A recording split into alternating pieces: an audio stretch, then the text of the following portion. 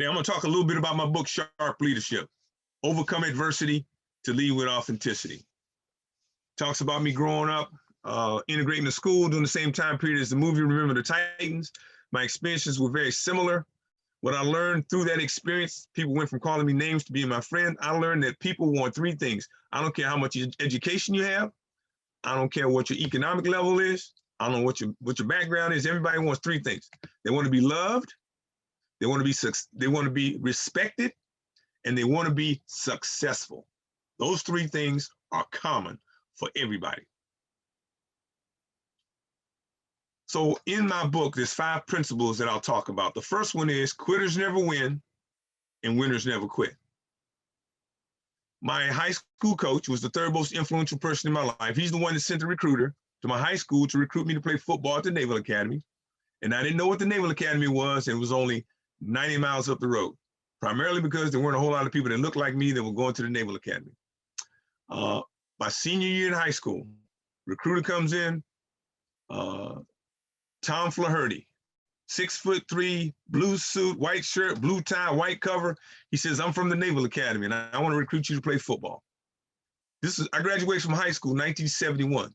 Vietnam War was still going on. The other 2 guys that went to the office with me said, I'm not going to Vietnam. I'm not coming home in a body bag.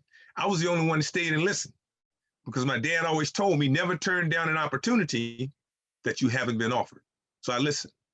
Went home and talked it over with my dad. He said, son, it's a pretty good opportunity. Nobody else was knocking on the door, offering me a scholarship. I didn't realize that at the Naval Academy, when I was there, it was a $250,000 education, but nobody told me that they took it out of your butt a nickel at a time. They missed that. I didn't get that. Okay, so so I decided I'm going to go to the Naval Academy. Right now, I could not get in directly because my GPA and my SAT scores were not competitive. So I went to a prep school in Harlingen, Texas, the southern tip of Texas, called Marine Military Academy. Went to prep school, learned to study for the first time. I didn't realize that when you study, you open up a book. If you don't understand something, you read it, you have to read it again and read it again, right? My 3rd grade teacher gave me a love of math. I was pretty good at math. I like grammar, didn't like to read. So I went to Marine Military Academy and learned to study for the first time. Applied to the academy, got in. Played football. My high school coach in high school, when I was in the 9th grade, I went out for football for the first time. He gave a talk I'll never forget. He says, you got your pants today? If you don't want to play, turn them in, no harm, no foul. But if you come back tomorrow, I need you to stay till the end of the season because quitters never win and winners never quit. He said, if you quit my football team, you might quit school. Quit school and get married, you might quit your wife. Get married and have kids, you might quit your kids because once you quit the first time, it's easy to quit the next time. So I developed the mindset that I was never going to quit. So again, 9th grade, I'm 5'6", 100 pounds soaking wet. Did not have fun, but I was not going to quit. Fast forward my senior year, I'm the most valuable player of the football team. Recruiter comes to me, I go to the Naval Academy, play football. Quitters never win, winners never quit. So I joined the Marine Corps. No, I was first a freshman at the Naval Academy. Again, I barely get in academically, okay? So I'm taking chemistry. Everybody's an engineer at the Naval Academy, right? I'm taking chemistry.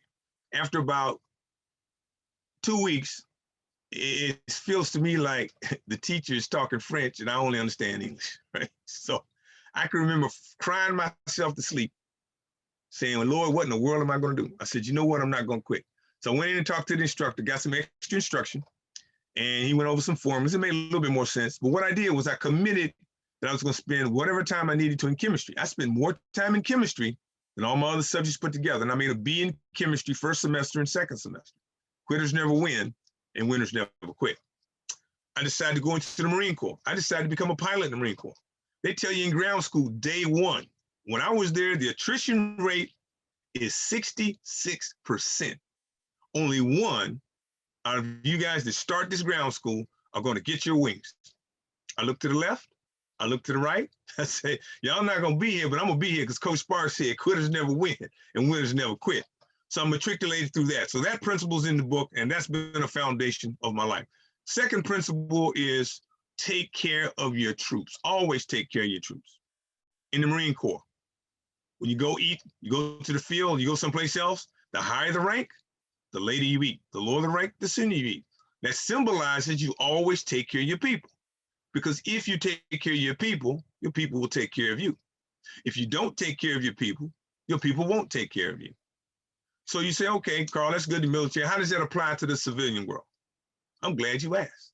Let's assume I'm a supervisor in a manufacturing plant and we're making widgets. And first scenario is I'm a tyrant.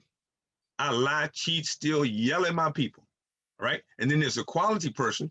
That's the last check of the quality that leaves the plant. And I give a direct order. And the quality person knows that if they do what I said, there's going to be some bad product going out. But they do it. And when it comes back, what are they going to do? Carl told me to do it. Throw me right under that bus. Second scenario, I'm a good boss. I give the same direct order to this quality person. I'll probably say it a little nicer because I love the person. I love the family. I take care of them. That person will do one of two things. They'll say, Carl, you probably don't want to do that because of X, Y, and Z. Or the person will say, even if it comes, it's our problem, not Carl's problem, because they want to keep me around. Always take care of your people. Third principle, always tell the truth. At the Naval Academy, you're in a situation plebe year where, you got this big, thick book called Reef Points, and you expected to know what's in it, along with the 5 officers of the day, along with 7-course meal, along with 3 articles off the newspaper, and you expected to know that stuff all the time. So I don't care how smart you are, at some point in time, an upper class could ask you a question you're not going to know. And you only got 4 responses. Yes, sir. No, sir. No excuse, sir. Well, I'll find out, sir. That's all you got, right? So what that teaches you is at some point in time, you got to tell the truth, even if there are consequences to it. So you always tell the truth, right? I find in the civilian world that it takes me probably 6 months when I take over an organization, when I was taking over an organization, to develop trust with people. Because my predecessor lied, cheated, did not tell the truth. So that's a core factor. If I'm flying an aircraft, my crew chief tells me that the oil reservoir is full and it's not, I could crash and burn, right? So it's always important to tell the truth.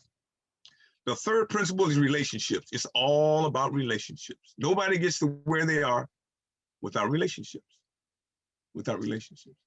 So 11 years ago, I was diagnosed with stage 4 non-Hodgkin's lymphoma. Went in for a routine colonoscopy. Doctor says everything looks good. Come home, stomach starts hurting.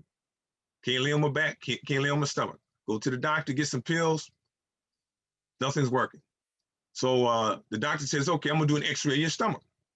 Did an x-ray of my stomach, called me off at work and said, Carl, I'm gonna refer you to an oncologist because I see enlarged lymph nodes in your stomach. First time I heard the C word, I thought about 3 things. How long am I gonna be here? How am I gonna spend my time? And who am I gonna spend my time with? I didn't think about how much stuff I had. I didn't think about how much money I had. Those were the 3 things that went through my mind. So they ran a bunch of tests, took about a month or 2 months. It seemed like it took 2 years forever, right? Finally, they diagnosed me with stage 4 non-Hodgkin's lymphoma, which is a type of cancer. It manifested itself in my stomach. By the time I was diagnosed, I looked like I was 6 months pregnant, sunken in face, sunken in arms, sunken in leg, right?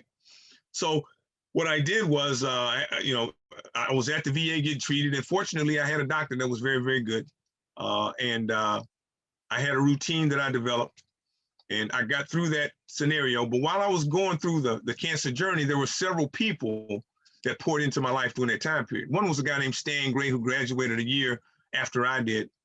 He was in the Marine Corps with me. He sent me a book while I was going through my cancer journey called I Choose to Fight by a guy named Tommy Harper. Tommy Harper was a 77 grad of the Naval Academy. He was 6'3", 230-pound offensive tight end from California. Came in and worked his way all the way up to 2nd string tight end. We were getting ready to play Michigan in the Big House. And during plebe summer, he was having some health issues, throwing up, losing weight and stuff like that.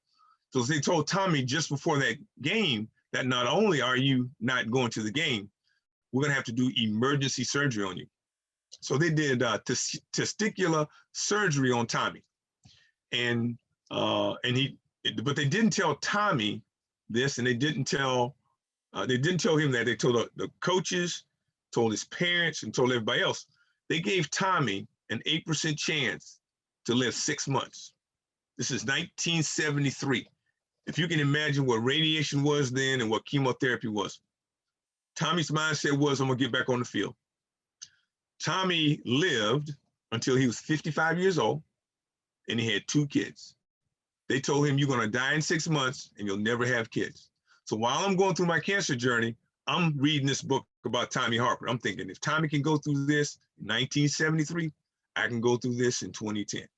So his story helped me get through my journey. Now, so it's all about relationships. As I'm going through my journey, not only was I sick, but I was broke, right? Broke. So I'm trying to figure, okay, what am I going to do? Because I burned through all my savings. I said, okay, I'm gonna reach out to my brothers. So I called the president of my alumni association class, a guy named Kevin. Kevin contacted a guy named Keith, who was a Marine with me also and was in my company. And Keith put together a GoFundMe program before GoFundMe was in existence. So my classmates and alumni supported me financially for an entire year because of the relationships that I had created with them, some of which I hadn't seen in 30 plus years. 4th point, it's always all about relationships. If you think about how you got a job or how somebody else got a job, 80% of the people get their jobs because of relationships that they've had with people. The last point is F, faith, family, and friends. Faith, family, and friends. While I was going through my cancer journey, I would walk every day. I would say one of 3 scriptures, the Lord's Prayer, the prayer of Jabez, or the 23rd Psalm, right? And then family, my wife stuck with me. There are a lot of examples where a spouse gets an illness and the other spouse walks away, right? Happens all the time. My wife stuck with me, family, that was important, and then friends. My belief is that if you have faith, family, and friends, you can rebuild whatever you lost. But if you don't have relationships, you can have all the stuff in the world, but what good is it? What good is it? So those are the principles in my book. I talk about the principles in the book. I call it a manual for overcoming adversity in any environment, in any stage of life. I've had pastors use it as a Bible study. I've had CEOs use it. I've had a 10-year-old read it. Probably sold more to military veterans than any other. It's multi-generational. What I've learned is that everybody has been bullied at least sometime in their life.